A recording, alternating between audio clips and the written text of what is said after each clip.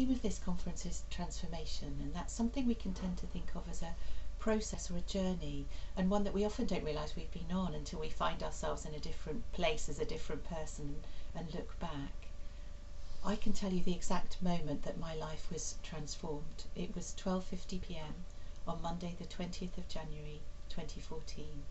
That was when life as I knew it stopped, when it stopped making any sense at all, and I had to start trying to make sense of it in a totally different way.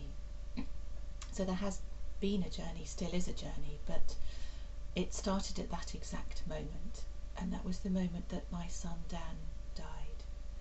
He was 16, he'd taken MDMA, all his organs had been shutting down in turn, and at 12:50 p.m. on Monday the 20th of January 2014, his heart stopped, and I fell through this great big hole into this strange world where there is no Dan, which still doesn't make sense.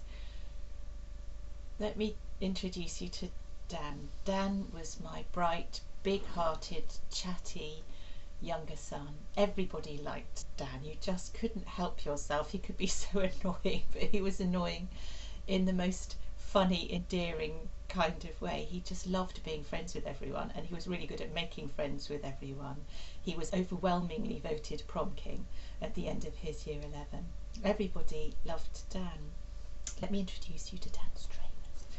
They're not his best going out on a Friday night trainers. They're just his comfy old trainers that just always sat by our back door. He left them there because he did a paper round every day from when he was 13 till that very, very last day he went out.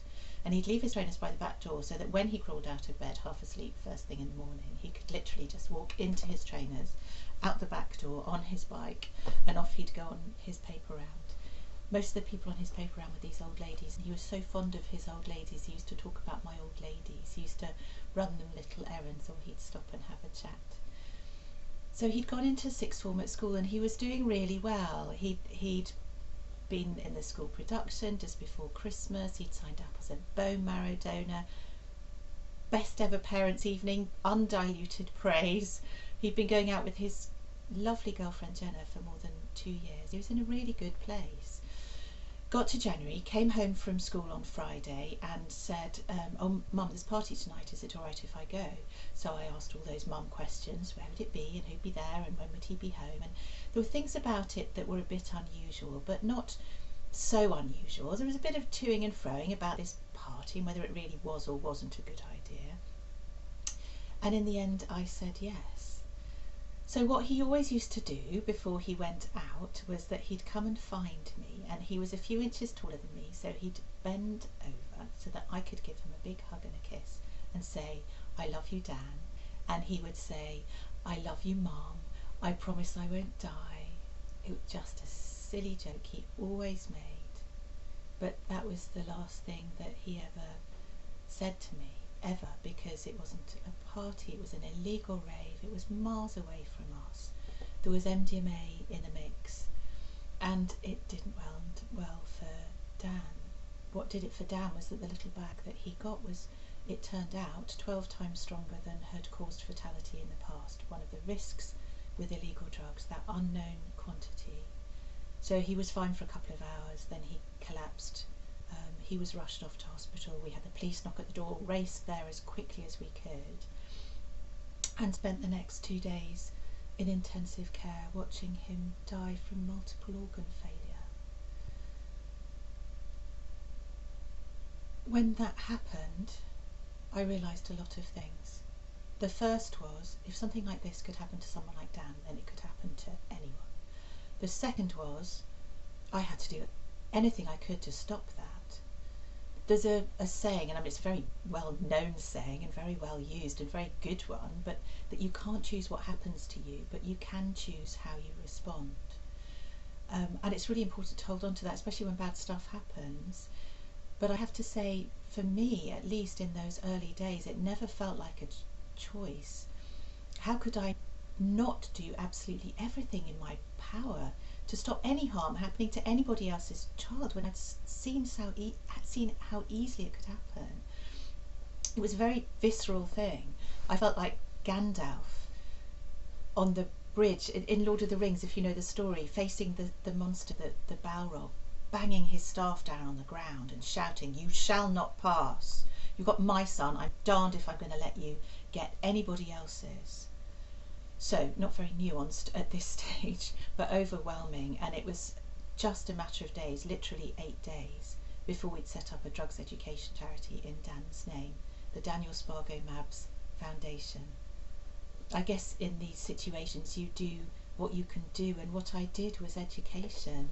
I was an English teacher. I'd been working in adult education for many years, mainly with parents in local schools.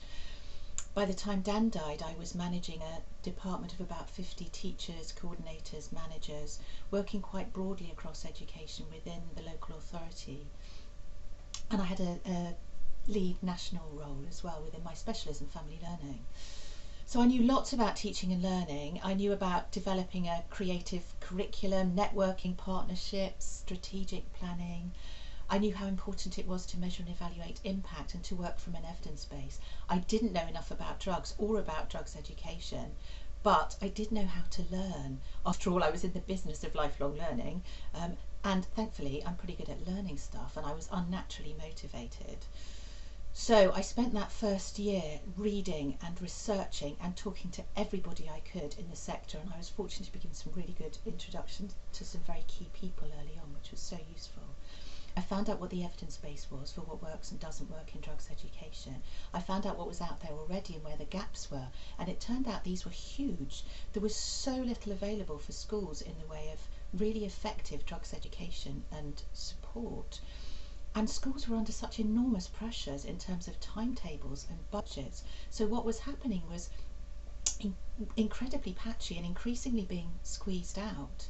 For perfectly valid reasons, schools know this is really important, but the odds against drugs education happening at all have been huge, and against it happening well, even greater. But without really effective drugs education, without a really good understanding of the risks and the skills to manage those risks safely, young people are just so incredibly vulnerable. Most of the time it doesn't go quite so badly wrong as it did for Dan, thank goodness, but drugs and alcohol can and do cause so many shades of harm and damage, and it's all so avoidable. The more I learned, the more I realised just how vulnerable all young people are. The government commissions a school survey every 2 years and asks 11 to 15-year-olds lots of questions about smoking, drinking and drugs. The most recently published data is from 2018, and in that it showed that 59% of 15-year-olds had been offered illegal drugs. So that's not smoking, vaping, alcohol, that's controlled substances. So out of a class of 30 15-year-olds, 18 will have had to make a decision about drugs. When we started doing this back in 2014, that was 49%, so just under half. The same data showed that 38% had tried something at least once. So out of our class of 30, that's kind of 11, 12 who said yes on at least one occasion. Back in 2014, that was 24%. So it would just have been about 7. Slightly older teens, and there's some Millennium Cohort study data which is just out, which showed that 17-year-olds, just under half had tried smoking, 12% were regular smokers, just over half had engaged in binge drinking. For 16 to 24-year-olds, we've got the crime survey data for England and Wales, and that most recent data showed that drug use in this age group had gone up 28% since 2013. So they're being exposed to drugs on an increasingly frequent basis as they go through their teens. And social media is playing a growing role in that as well. VoltFast did some research that was out in 2019 which showed that 1 in 4 16 to 24-year-olds had seen drugs being sold on social media. And drug death data is the highest it's been for another year. So all the data is going in the wrong direction. And your teenage years are the very worst time of your life to be managing risk safely. As well as learning lots about drugs, I learned so much about the adolescent brain and why this critical period of change makes navigating decisions so hard. So there's this really important process of rewiring basically going on between 10 and 25. And one of the very first bits to develop is the bit of your brain that registers pleasure and reward, the limbic system, and that's firing on more cylinders in adolescence than it ever will again, giving them a massive buzz in response to reward and especially in response to risk. The very last bit to develop is that sensible bit of their brains, the prefrontal cortex, which is the bit that you need for thinking things through, rationalising a situation, managing your impulses and emotions. For those 15-year-olds making decisions about drugs, it's going to be another 10 years before that's fully operational. And in your adolescence, you have a particular sensitivity, hypersensitivity to social reward, which is why the approval and disapproval of your peers matters so intensely in your teens. Because of that, however naturally careful and cautious an individual might be on their own, when they're with their friends, statistically they're going to take many more risks. And almost always, when decisions are being made about drugs, it's going to be in a social context. And there are so many decisions when it comes to drugs, starting with a simple yes, no, which of course isn't simple at all when you're in your adolescence. Now, if that's a no, that's relatively straightforward in terms of risk management. But if it's a yes, that's just the first of a whole string of decisions that are going to have to be made in order for that person to get home in one piece. And each of those decisions needs to bring to bear all of that information and understanding and all of those decision-making skills. So it's literally vital that all young people have access to really effective drugs education. And not just young people, their parents need this too. Parents are key players when it comes to their children making safe choices about drugs. In the school survey that I was referring to, 11 to 15-year-olds were asked where would they go for useful information about drugs and alcohol. And top of the list for both was parents. Now, if I ask a roomful of parents what they think would be the top of the list, they always say, first of all, friends, and then maybe the internet, social media. But as a parent, you're the most valuable resource that your child has in terms of drugs. But as a parent, the world your teenagers inhabit is so different from the one you did yourself. And you don't know what you don't know or what you need to know unless somebody tells you. As someone whose professional background was working with parents to enable them to support their children's learning, and as a parent for whom it had all gone horribly wrong, I knew we needed to do as much as we possibly could to resource parents better. And not just parents, but teachers. They came second on the list as the most important resource and influence in young people's lives. It's absolutely vital that anybody delivering drugs education in any shape or form is trained and resourced to do that really, really well. And so we started a drugs education charity that has been doing its very best to cover all those bases in as many ways as possible. I knew we needed to come at this from every direction we possibly could, because there's never going to be just one way. That unfortunately there isn't a magic bullet that's going to fix it for everybody, and actually the evidence base supports that as well. A multi-component approach is what works best. So that's what we've done. I retrained as a drugs educator. We recruited and trained some more. We wrote planning and resources so that teachers could deliver really engaging, effective drugs education to their students from the end of primary school all the way through secondary school. We deliver training to teachers and professionals. We deliver workshops to parents. We've got a youth ambassadors programme that trains and supports older teens to be really positive peer influences in their community and to get involved in our work. We commissioned a verbatim play by this incredible playwright, Mark Wheeler, which tells the story of Dan in the words of his family and friends, and so much more. We're always coming up with new ideas and projects. And in that time, I've seen so many amazing things happen. I've spoken to thousands of parents and professionals, tens of thousands of teenagers.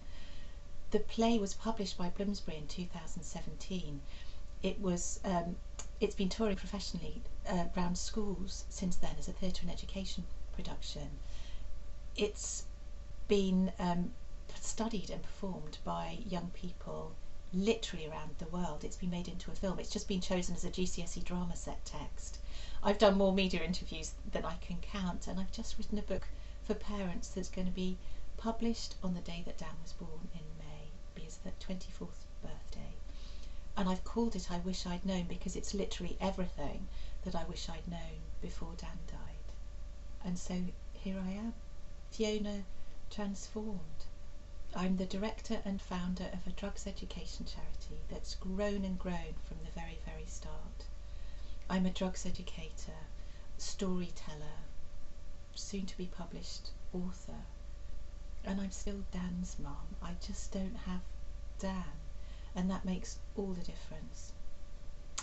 When it was the sentencing of the person who pleaded guilty to supplying the drugs that killed Dan, I read out a victim impact statement in court. I just wanted him to connect his actions with their consequences and the impact, just so that he'd make different choices with his life. He'd got all his life ahead of him. He could do good things with that life. He could live the good life that Dan would have led.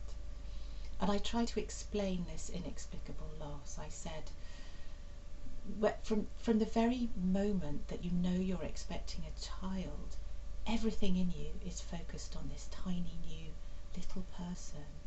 All your energies, all your focus, a massive part of who you then are is being that person's mum, pouring this infinite quantity of love into them. And I said, I don't know what I do with that now. I've still got it all, but what do I do with it? What do I do with this love, this energy, this huge part of who I am? Now there's no Dan.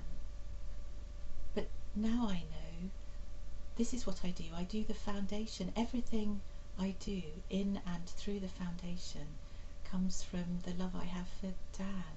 Every word of my book is written out of love for the boy that I was unable to save.